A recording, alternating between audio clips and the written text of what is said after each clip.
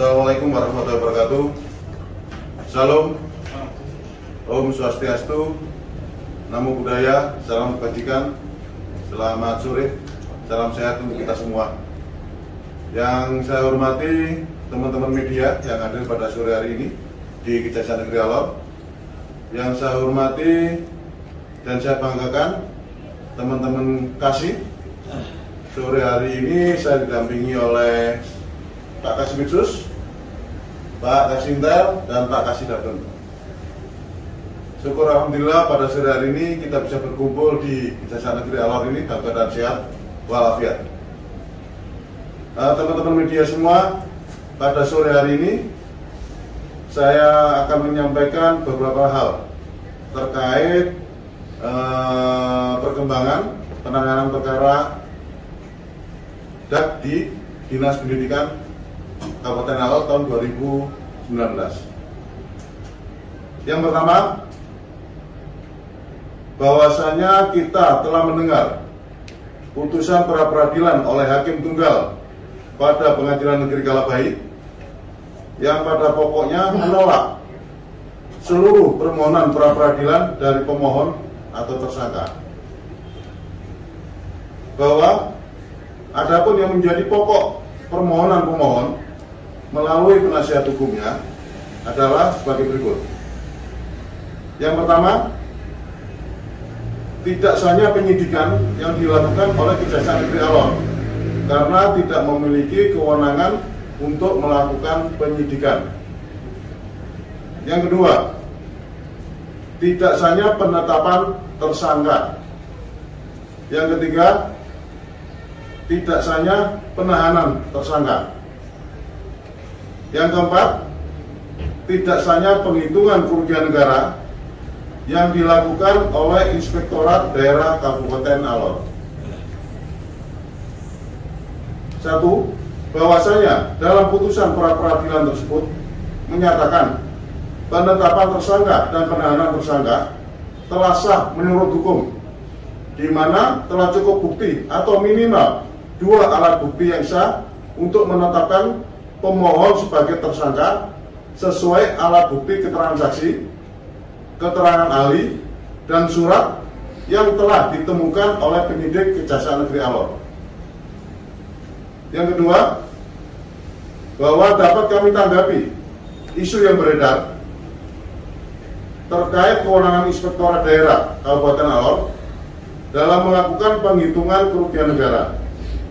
Bahwasanya berdasarkan penjelasan atas susunan lengkap pasal 31 ayat 1 Undang-Undang Nomor 31 tahun 1999 tentang pemberantasan tindak pidana korupsi Junto Undang-Undang Nomor 20 tahun 2001 yang dimaksud secara nyata telah ada kerugian keuangan negara adalah kerugian sudah dapat dihitung jumlahnya berdasarkan hasil temuan instansi yang berwenang atau akuntan publik yang ditunjuk.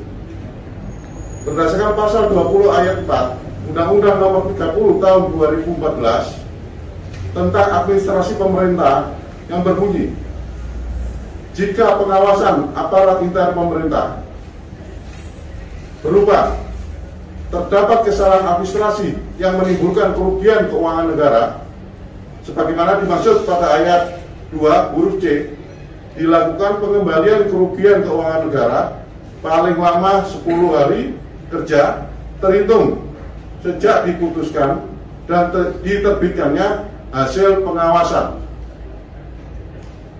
Dari bunyi pasal tersebut dapat dipahami bahwa APIP, aparat pengawasan intern pemerintah, termasuk di dalamnya Badan Pengawasan Keuangan Pembangunan (BPKP) maupun Inspektorat Jenderal, Inspektorat Utama maupun inspektorat-inspektorat pada pemerintah daerah juga memiliki kewenangan dalam menghitung kerugian negara atau kerugian keuangan negara.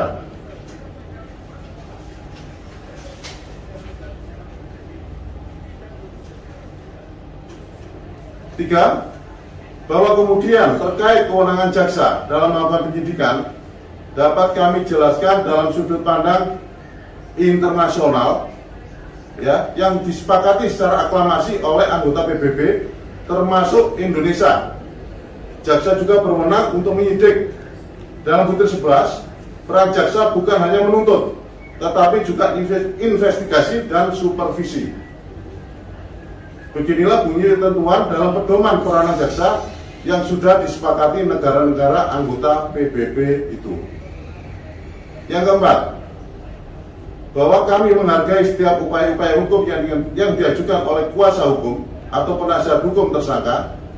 Namun kami ingatkan bahwa jika ada orang-orang yang berniat dengan sengaja menghalang-halangi penyidikan secara langsung maupun tidak langsung, dapat dipidana berdasarkan pasal 21 Undang-Undang Nomor 31 Tahun 99 tentang pemberantasan tindak pidana korupsi, sebagaimana telah diubah dengan Undang-Undang Nomor 20 Tahun 2001 tentang perubahan atas Undang-Undang Nomor 31 Tahun 99 tentang pemberantasan tindak pidana korupsi, yang berbunyi, setiap orang yang dengan sengaja mencegah, merintangi, atau menggagalkan secara langsung atau tidak langsung penyidikan, penuntutan, dan pemeriksaan di sidang pengadilan terhadap tersangka dan terdakwa ataupun para saksi dalam perkara korupsi, dipidana penjara paling singkat 3 tahun dan paling lama 12 tahun, dan atau denda paling sedikit 150